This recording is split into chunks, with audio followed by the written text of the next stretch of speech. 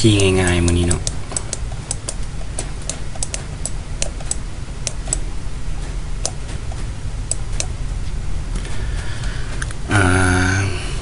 โอเคเนาะมื้อนี้มาสืบต่อตัว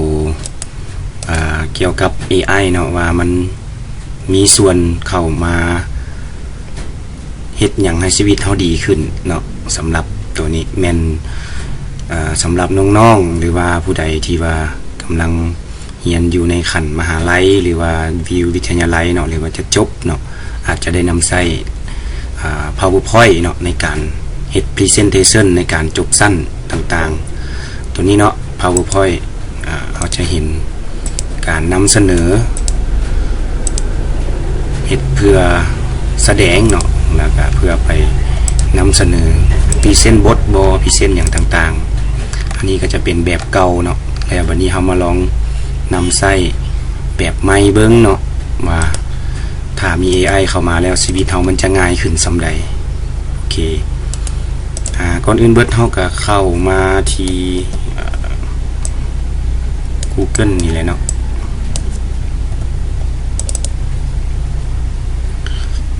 หลังจากนั้นเนาะก็เข้าที่ Google Search เนาะแล้วพิมพ์ไปว่า grammar เนาะ grammar.app โอเค grammar.app ปึ๊บคลิกใส่มันจะขึ้นลิงก์ตัวนี้ขึ้นมาเนาะแล้วเฮามีแต่คลิกใส่จากนั้นเฮาก็ start for free เนาะตัวนี้มันมีลงทะเบียน in ตืมอีกตัวนี้ with Google เนาะมันง่าย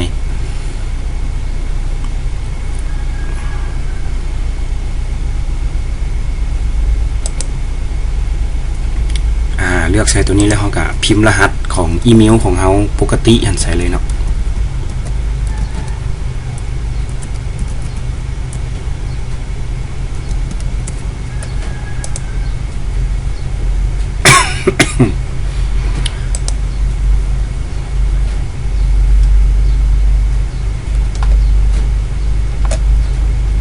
โอเคเนาะมันจะเข้ามาหน้าต่างกัมมาเนาะกัมมาตัวนี้แล้วเราจะได้รับเครดิตอยู่นี่อยู่400เครดิตเนาะ400เครดิตถ้าว่าผู้ใดลงทะเบียนนำของอาจารย์นะเนาะตัวนี้อาจารย์ได้เฮ็ดลงทะเบียนให้แล้วเนาะผู้นั้นก็จะได้รับเครดิตเพิ่มอีกเป็น200เครดิตเนาะสิเป็น600เครดิตถ้าว่ากดใส่ลิงก์ที่อาจารย์ไว้ในคอมเมนต์เนาะก็สามารถที่จะได้รับเครดิตเพิ่มเนาะเครดิตก็คือตัวที่เราสามารถนำใช้ได้ในการนำใช้แอปโอเคเนาะเราจะสร้างตัวpresent เนาะ present อาจารย์ขอเอาตัวบทหลักสูตรของเราเองเนาะมาเฮ็ดเป็น presentation เนาะขออนุญาตขายของน้อยนึงเนาะก็คือหลักสูตรของมาสเตอร์ของเฮานี่มี3หลักสูตรเนาะ3ผลิตภัณฑ์ก็คือหลักสูตรAI แล้วก็ยิงแอด Facebook เนาะตัวนี้ใช้เวลาอยู่24ชั่วโมงเนาะตัวนี้แล้วหลักสูตรที่2ก็เป็นหลักสูตรที่ว่ายอดฮิตเนาะก็คือเป็นหลักสูตร Microsoft Office เนาะ2021เนาะตัวนี้มันใช้เวลาอยู่50ชั่วโมงเนาะตัวนี้มีเรียน Word Excel PowerPoint เนาะแล้วก็พวก Google เนาะ Google Drive Google Photo อย่างต่างๆบวกด้วย Canva แล้วก็พร้อมกับ ChatGPT เติมแล้วหลักสูตรที่3ก็คือหลักสูตรซ่อมแปลงคอมพิวเตอร์เนาะเป็น IT Support เนาะเรื่อง Network เรื่องเครื่องอุปกรณ์ของคอมพิวเตอร์เนาะหรือว่าการแก้ปัญหาต่างๆเกี่ยวกับคอมพิวเตอร์เนาะตัวนี้เป็นหลักสูตรที่3โอเคเนาะตัวนี้เป็น3หัวข้อหลักสูตรใหญ่ๆที่ว่าเฮามีเนาะมีสำหรับสุดเรียนแล้วก็เป็นภาคค่ำเนาะภาคค่ำแล้วก็ภาควันเสาร์และวันอาทิตย์ทั้ง3หลักสูตรนี้มีให้สมัครแล้วก็เลือกได้เลยเนาะสำหรับรายละเอียดนั้นสามารถเข้า เข้าไปเบิ่งที่เพจ Master IT ได้เลยเนาะตัวนี้สำหรับ AI นี่มันจะลงลึกทาง AI เนาะแล้วก็ไปเพิ่มโดยการยิงแอดโฆษณาเนาะผู้ใดที่ขายเครื่องออนไลน์ผู้ใดที่อยากเปิดหน้าห้านต่างๆอยู่ในออนไลน์ชั่วโมงนี้ก็ควรเป็นหลักสูตรนี้ส่วนว่าหลักสูตร Microsoft Office นี้ก็เป็นเหมาะสมแก่น้องๆนักเรียนเนาะชั้นประถมมัธยมหรือว่ามหาวิทยาลัยวิทยาลัยหรือทุกเพศทุกวัยเนาะที่ว่าต้องการเริ่มต้นด้วยการพิมพ์เอกสารบ่หรือว่าการเรียนรู้นับศูนย์ copy ข้อมูลใส่แฟลชได้บ่อย่างต่างๆแม่นเฮาจะเน้นใส่ตัวเริ่มต้นนี่เนาะตัวนี้มันเริ่มต้นเลยเนาะถ้าผู้ใดบ่ฮู้ว่าเริ่มต้นจังไดก็แม่นหลักสูตรตัวนี้เหมาะสมเนาะตั้งแต่การวางมือการพิมพ์เนาะจนไปฮอดการใช้เทคโนโลยีต่างๆเนาะการคิดไล่ใช้สูตรที่เฮาเห็นนี่เนาะสูตรซ้ำอีฟเข้าอีฟอย่างต่างๆเนาะตัวนี้แม่นเทคนิคอื่นๆก็แม่นเฮาได้นำใช้อยู่ใน Microsoft Excel เนาะตัวนี้แล้วสำหรับหลักสูตรที่3ก็คือห้องง่ายๆก็คือ IT Support เนาะ IT Support ก็คือพวกแก้ไขปัญหาของคอมพิวเตอร์แม่นทั้งรุ่นเก่ารุ่นใหม่อย่างต่างๆเลยเนาะตัวนี้แม่นมีรายละเอียดเนาะพวกลง Windows บ่เนาะพวกลง Windows ใช้ USB การบูตUSB เนาะการมั่งตั้งแต่เริ่มมั่งคอมบ่แลเนาะจนฮอดการประกอบคอมเลยตอนตัวนี้เนาะเฮาสิใส่มินิบูสต์ของ Windows จังได๋ตัวนี้แม่นสายเลนหนีบสายเลนบ่เนาะหรือว่าต่อสายเลนด้วยให้ถูกต้องตามวิธีการของเน็ตเวิร์กอะไรเนาะตัวนี้แล้วก็แถมเพิ่นยังเสริมเติมอีกเนาะเกี่ยวกับเรื่องการปลดล็อกโทรศัพท์และการนำใช้โทรศัพท์เติมตัวนี้แม่นอาจารย์ไสสนะเป็นคนสอนเนาะมีประสบการณ์แล้วเพิ่นก็เปิดห้านซ่อมแปลงคอมพิวเตอร์แล้วก็ได้มาสอนเติมอีกเนาะตัวนี้แม่นเอาบทเรียนตัวจริงเลยที่ว่ามาเฮ็ดมาสอนสำหรับศูนย์ของเฮาเนาะตัวนี้แม่นข้อมูลของเฮาเนาะแม่น data ของเฮาที่ว่าเฮาจะไปเฮ็ด presentation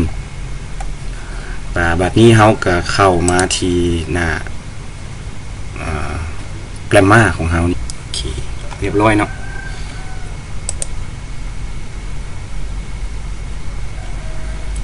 อันนั้นเป็นแบบธรรมดาเนาะตัวนี้เป็นแบบที่ว่าเป็น past in the text เนาะต่อมา past เฮาสามารถที่จะ copy เนาะ copy เอาทั้งเบิดนี่เลยเนาะ copy เอาทั้ง3หลักสูตรแล้วให้ AI มันจัดการให้ตัวนี้ให้ AI จัดการให้เนาะเอาข้อมูลของเฮามาวางใส่ copy โอเค หลังจากนั้นเนาะเฮาจะเฮ็ดเป็น presentation เนาะตัวนี้เฮาเลือกเอาเลยว่าจะเอาแบบ traditional บ่แบบ ท่อบ่เนาะหรือว่าแบบรูปแบบที่ว่าเฮาต้องการจากนั้นเนาะให้เฮาคลิก continue เนาะ copy มาใส่เลยเนาะปึ๊บแล้ว AI จะจัดการให้ตัวนี้เป็นรายละเอียดเนาะที่ว่ามันจะสร้างให้เนาะตัวนี้มันมีอย่าง8คาร์ดเนาะ8หน้ามันจะสร้างให้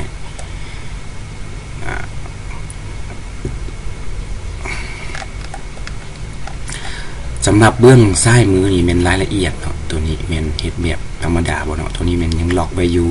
สิแบบให้มันสรุปบ่หรือว่าเป็นแบบรายละเอียดตัวนี้เป็นภาษาลาวเนาะที่ว่าเฮาอินพุตเข้าไปรูปเลยเนาะเฮาจะเพิ่มรูปเข้ามาบ่เนาะฟอร์แมตอย่างต่างๆตัวนี้ให้สิให้ AI ช่วยบ่เนาะเอาแบบนี่เนาะเลือกเอาจาก stock photo บ่หรือว่า web image AI image เนาะตัวนี้เลือกเป็น default ก็ได้เนาะ default ก็ได้เนาะแล้วสำหรับ image style นี่เฮาอยากได้ใช่เฮาสามารถระบุได้เลยเนาะว่า แต่ว่าเขาจะเสียเครดิตได้เนาะเขาจะเสียเครดิตสำหรับเขาเสียเอารูปมาใส่เติมตัวนี้แล้วจากนั้นก็เขาจะเสีย40เครดิตเนาะ40เครดิตต่อสำหรับอันนี้ข้อมูลมันหน่อยเนาะข้อมูลมันหน่อยกด next เนาะ continue ไปโอเควันนี้เป็นรูปแบบเนาะรูปแบบที่เราจะใช้เนาะมันมีหลากหลายนี่เนาะมีหลายรูปแบบมักสีแบบใดเนาะเข้มบ่หรือว่าสีสดใสบ่หรือว่ามันหลายเนาะหลายก็เอาแต่สะดวกมักแล้วก็นี่สำหรับอาจารย์มักแบบสดใสเนี่ยเนาะตัวนี้มันบลูตัวนี้โอเคปึ๊บหลังจากที่ว่าได้แล้วเนาะปึ๊บเรากดเลือกไปจากนั้นก็มาคลิกที่ generate เนาะ generating แล้วถ้าให้ AI มันคิดคำนวณเนาะ AI มันคิดคำนวณในการสร้างสไลด์ให้เขา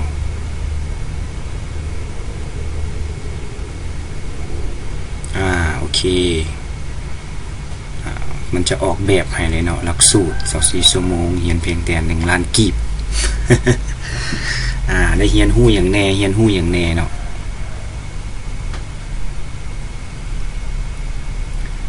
Microsoft Office Canva มีภาคคำภาควันเสาร์ภาควันอาทิตย์ตัวนี้ AI มันจะช่วยในการคิดให้เฮาเนาะแล้วก็เฮ็ดให้สวยงามตัวนี้นี่มีภาคตัดต่อ มีเสริมคำเว้าเข้ามาอีกเนาะเพิ่มโอกาส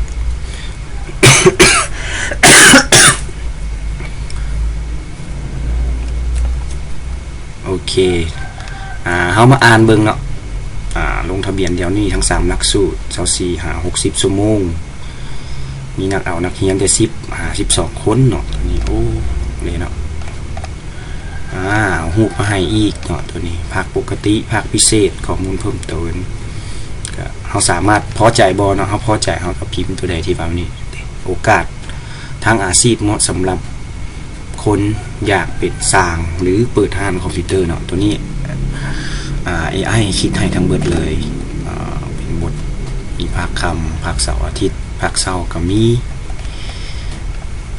ตัวนี้เป็นการเฮ็ดเวียกแบบมืออาชีพ Microsoft แบบว่าถือว่า 80% เนาะ 80% ตัวนี้เรียนสำหรับหลักสูตร AI นี่นะเป็นงานออกแบบกราฟิกงานสร้างคอนเทนต์วิเคราะห์ข้อมูลการตลาดอาจจะวิธียิงเพจเนาะตัวนี้วิธียิงเพจนี่เนาะก็ย่อมาให้โอเคตัวนี้เมนเฮาสร้างสไลด์แบบนำไส้ AI เนาะแป๊บเดียวก็ถือว่าสำเร็จบ่ต้องอดหลับอดนอนหรือว่าใช้เวลาเป็นชั่วโมง2ชั่วโมงในการเฮ็ด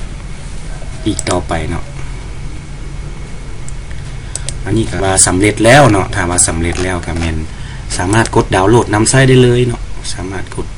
export เนาะตัวนี้เลือกใส่ export export คลิก export เนาะว่าเฮาสิเอาแบบใดก็ได้เนาะมี PDF PowerPoint ตัวนี้เป็นแบบ Google Slide เนาะแล้วก็เป็นแบบ PNG เป็นรูปก็ได้เนาะแบบฟรีๆแล้วก็สะดวกเลยเนาะขอเลือกเป็น PowerPoint เนาะเพราะว่าเราจะไปนำเสนอตัวนี้เนาะปึ๊บคลิกดาวน์โหลด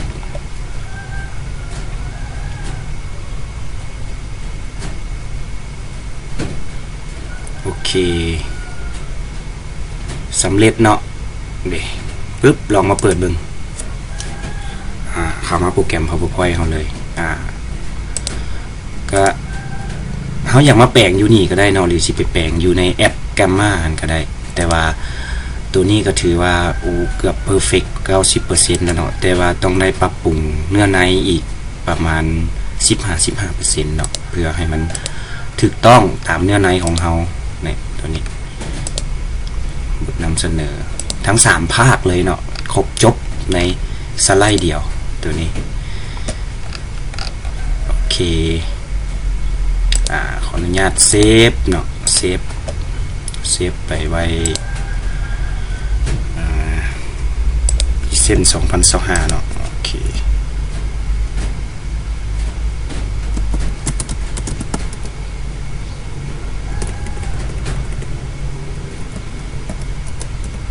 กด present เซฟปึ๊บเราเซฟไว้คอมพิวเตอร์ของเรา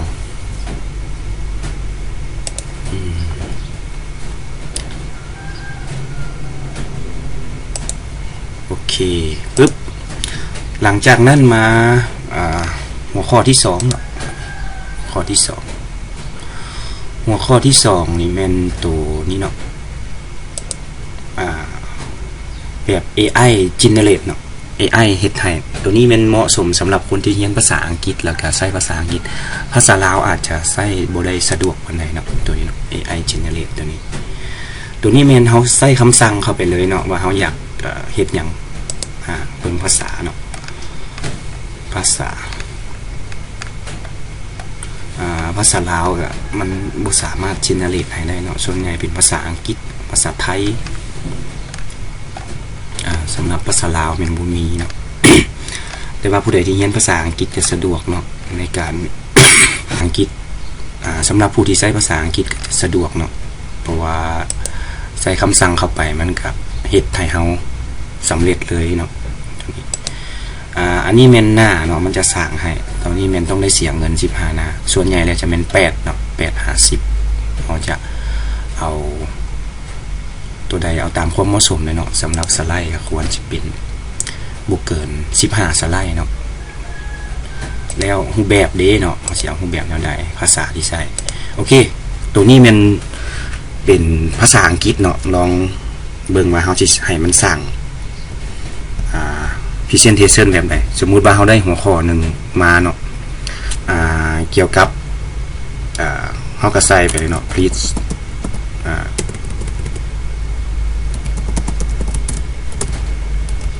create presentation เนาะ presentation living in the city living in the city and compare นะadvantage and disadvantage เนาะcompare advantage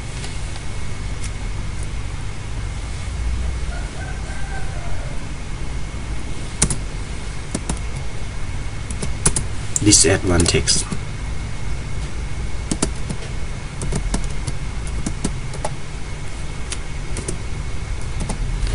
โอเคเนาะก็ความหมายก็แม่นว่าอยากให้มันสร้างสไลด์ขึ้นมาเนาะว่าการเฮาอาศัยอยู่ในเมืองนี่นะเนาะมันมีข้อดีกับข้อเสียแนวใดเนาะตัวนี้เป็นหัวข้อของการเรียนภาษาอังกฤษที่ว่าได้ยินเรื่อยๆเนาะก็มีคอมแพร์กับเขตเออร์เบิร์นก็ได้เนาะแต่ว่าตัวนี้ขอเป็นซิตี้ซะเนาะโอเคก็เฮาก็กด generate ได้เลยเนาะปึ๊บ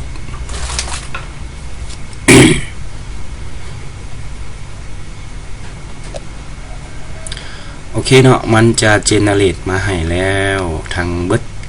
8สไลด์เนาะ8สไลด์ทั้งหมด8สไลด์เอาพอใจบ่เนาะนี่ living in the city is comparative looks I mean แพร่กันเลยเนาะ compare กันเลยระหว่างการอยู่ในเมืองแล้วก็การอยู่เขตนอกนี่มันเป็นจังไดเฮาพอใจบ่เนาะคันบ่พอใจเฮาก็สามารถแปลงได้เนาะนี่เนาะเฮาแปลงได้เบิ่งคำเนาะตัวนี้ในปี2023บ่ถูกใจเฮาไปใส่ปี2024ก็ได้หัวข้อนี้เด้เนาะถูกใจเฮาบ่เนาะตัวนี้ต่างๆกับคนที่นำใช้ภาษาอังกฤษคิดว่าน่าจะเข้าใจเนาะ social and cultures rabbits เนาะเลือกโอเคเฮาพอใจแล้วเนาะเฮาพอใจแล้วสำหรับ8สไลด์นี้ดัดแปลงได้แก้ไขได้เนาะหรือว่าสิเอาไปแก้ไขนำหลังก็ได้ เลือกไปใส่ generate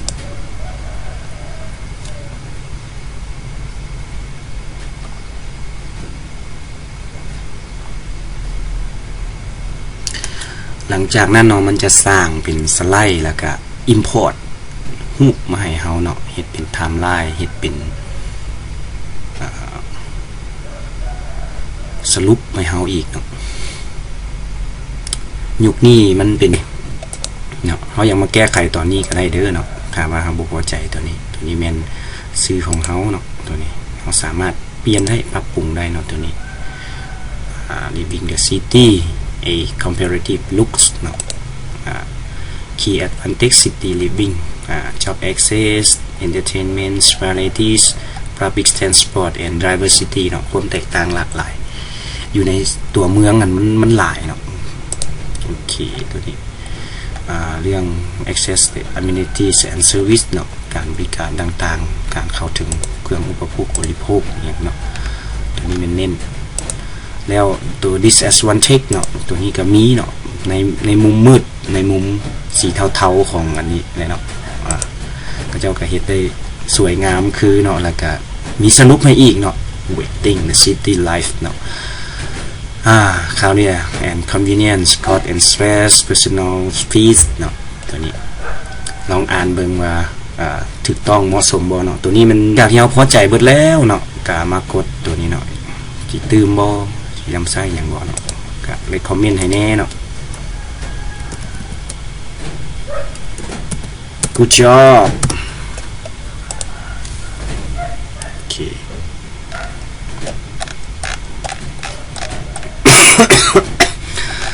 ถ้าว่าพอใจแล้วเนาะเราก็สามารถดาวน์โหลดได้คือเก่า export ตัวนี้เป็นเมื่อกี้นี่เราได้เฮ็ดเป็น PowerPoint แล้วเนาะบัดนี้มาลองเป็น PDF เบิ่งเนาะ PDF ดูสิปึ๊บ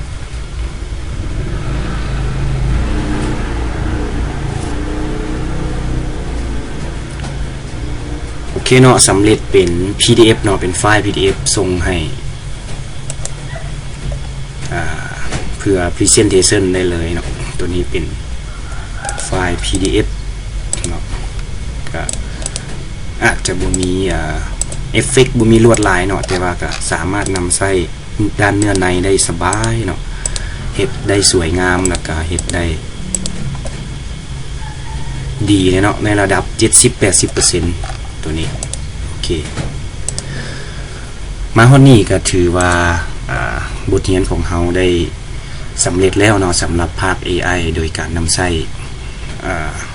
แอป Gramma เนาะช่วยให้เราสร้าง Presentation